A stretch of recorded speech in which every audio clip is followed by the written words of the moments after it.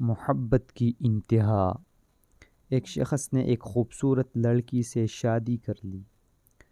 بہت محبت کرتا تھا اپنی بیوی سے، مگر ایک دن اس لڑکی کو جلد کی کوئی بیماری لگ گئی جس سے اس کی خوبصورتی روز بروز گھٹتی جا رہی تھی۔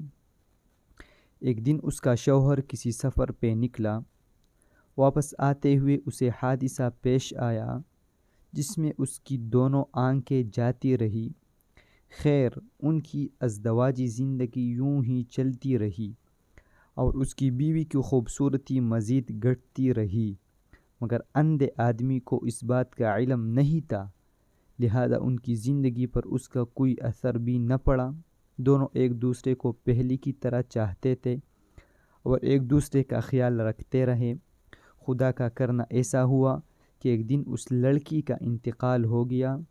اس کا شوہر نہایت غمگین تھا اس صدمے سے، جس کے باعث اس نے اپنا سب کچھ فروخت کر ڈالا اور اس شہر کو چھوڑ کر کسی دوسرے شہر جانے لگا۔ جاتے ہوئے راستے میں ایک شخص نے پیچھے سے آواز دی اور کہنے لگا، اکیلے کیسے جاؤ گے؟ اب تک تو آپ کی بیوی آپ کی مدد کرتی رہی، آپ کا خیال رکھتی رہی اور آپ کی آنکھیں بنی رہی۔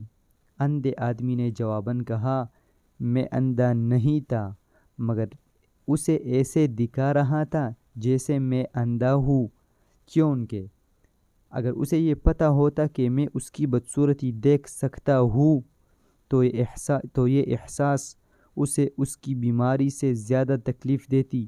اس لیے میں نے اندھے ہونے کا ڈرامہ کیا۔ وہ بہت اچھی بیوی تھی، میں بس اسے خوش رکھنا چاہ رہا تھا۔